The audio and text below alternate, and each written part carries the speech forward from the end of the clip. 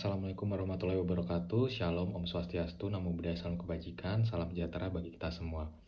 Sebelumnya saya izin mengucapkan terima kasih kepada Dr. Yogi dan juga Bapak Andi selaku PJ dari blog Genito Urinary.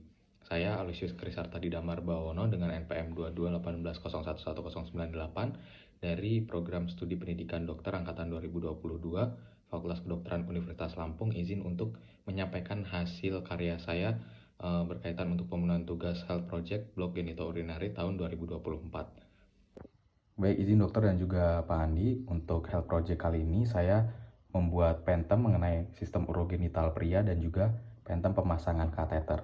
Pada satu bidang styrofoam ini ada beberapa bagian. Yang pertama di sini ada pentemnya sendiri, kemudian di sini juga ada checklist untuk pemasangan kateter yang saya ambil dari buku checklist CSL 5. Kemudian di sini juga ada keterangan dari beberapa titik-titik anatomis pada pentem. Jadi tujuan saya untuk membuat ini adalah karena waktu CSL, pentem yang ada di FK atau disediakan dari FK itu adalah posisi anatomis dari tampak depan ataupun anterior, sehingga kita tidak bisa melihat dari sisi potongan sagital bagaimana kateter ini sudah masuk sejauh mana, dan juga bagaimana khususnya untuk balon dari kateter Foley ini dapat berkembang begitu setelah diisi air pada spuit aqua 10 cc. Nah, kemudian untuk bagian dari pentemnya sendiri ada beberapa titik anatomis yang sudah saya sebutkan. Ini fungsinya untuk mempermudah pengguna dari pentem itu sendiri untuk mengetahui bagian-bagian apa saja yang ada pada sistem urogenital pria, dan juga untuk mengetahui nantinya saat pemasangan kateter sudah sejauh mana kateter dimasukkan dan bagaimana dapat dilihat nanti fiksasi dari kateter melalui balon yang dikembangkan. Untuk bagian-bagian anatomisnya sendiri saya mengambil beberapa titik. Yang pertama yang di bagian A di sini ada glans penis, kemudian yang di bagian B ada orificium externa uretra, kemudian yang di bagian C ada corpus penis, kemudian yang di bagian D ada sphincter uretra yang eksterna, kemudian di bagian E di sini ada scrotum dan juga testis, kemudian yang di bagian F adalah kelenjar prostat, kemudian yang di bagian G adalah pubis, sementara di bagian H adalah symphysis pubis, kemudian di bagian I adalah vesica urinaria, di bagian J adalah vesica seminalis, di bagian K adalah rectum, kemudian L anus, dan M perineum. Untuk warnanya sendiri, saya menggunakan warna coklat yang menggambarkan kulit, kemudian saya menggunakan warna merah yang menggambarkan mukosa dan juga otot seperti tampak pada sphincter uretra externa, uretra, dan juga rectum. Kemudian saya menggunakan warna kuning di vesica urinaria yang menggambarkan bahwa vesica urinaria sudah terisi penuh dengan urin. Kemudian saya menggunakan warna kuning juga di bagian pubis yang berartikan lapisan lemak, kemudian warna putih yang berarti tulang ataupun persendian, dan juga warna biru tua yang berartikan kelenjar prostat, seperti itu. Kemudian alat-alat lain yang dapat digunakan pada Health Project kali ini adalah kateter Foley, kemudian ada handscoon, dan juga ada spuit 10 cc yang sudah diberi Aquades. Izin dokter dan juga Pak Andi, selanjutnya saya akan mempraktekkan atau memperagakan penggunaan dari pentem itu sendiri. Yang pertama, karena tujuan kita untuk mengetahui dari organ urogenital, maka saya sudah memberi titik-titik, nanti pembaca bisa langsung membaca saja kira-kira apa yang mau dipelajari. Kemudian karena tujuan kedua kita adalah mengetahui cara pemakaian dari kateter, saya juga sudah mencantumkan tadi yang sudah saya sebutkan, yaitu checklist pemasangan kateter, dan juga nanti pembaca ataupun pengguna pentem bisa menyiapkan kateter atau alat-alat yang digunakan.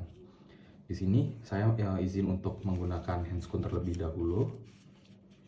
Dan sebetulnya sebelum menggunakan handscoon dan lain sebagainya nanti ada beberapa langkah yang sengaja saya skip atau saya lewati untuk mempersingkat video, karena tujuan kita hanya untuk melihat bagaimana kateter sudah terpasang dan juga bagaimana nantinya balon dari kateter dapat mengembang dan memfiksasi kateter itu sendiri di dalam vesica urinaria. Karena balik lagi pada pentem di CSL dari Fakultas Kedokteran tidak ditampilkan potongan secara sagital, hanya ditampilkan tampilan dari depan ataupun posisi anatomis, sehingga tidak ada gambaran bagi mahasiswa untuk mengetahui bagaimana kateter ini bisa terfiksasi di dalam vesica urinaria.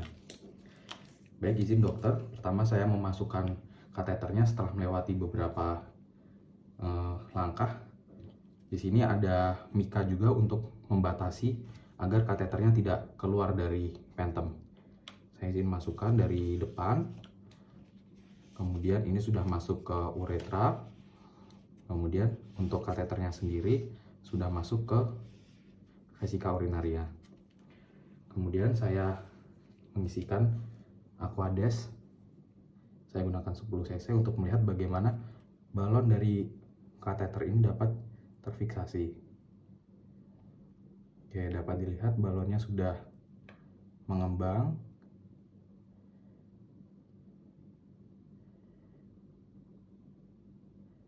Oke, mungkin cukup karena pentemnya kecil dan tidak melalui ukuran asli dari pentem manusia. Namun dapat kita lihat di sini bahwa balon sudah mengembang, jadi seperti ini posisi kateter di dalam vesika urinaria. Kemudian untuk mengetahui fungsi dari balon kateter, bagaimana bisa memfiksasi dari kateter sendiri, kita coba tarik. Dan ternyata seperti ini gambaran balon kateter di dalam vesika urinaria, di mana balon sendiri akan terhimpit di leher vesika urinaria sehingga menghambat kateter untuk tertarik keluar. Harapannya dengan adanya gambaran dari pentem ini, mahasiswa lebih dapat mengetahui secara dalam, khususnya dari pandangan sagital ataupun potongan dari samping, tentang bagaimana kateter dapat bekerja dan juga tentang bagaimana kateter ini dapat terfiksasi. Jadi harapannya kedepannya tidak ada kesalahan lagi dalam pemasangan kateter. Mungkin itu saja dokter dan juga Pak Andi yang dapat saya sampaikan. Sekiranya apa yang telah saya buat ini semoga dapat bermanfaat bagi banyak orang ataupun bagi teman-teman mahasiswa Fakultas Kedokteran Universitas Lampung. Saya mengucapkan terima kasih atas segala bimbingan dan arahannya. Akhir kata, wassalamualaikum warahmatullahi wabarakatuh.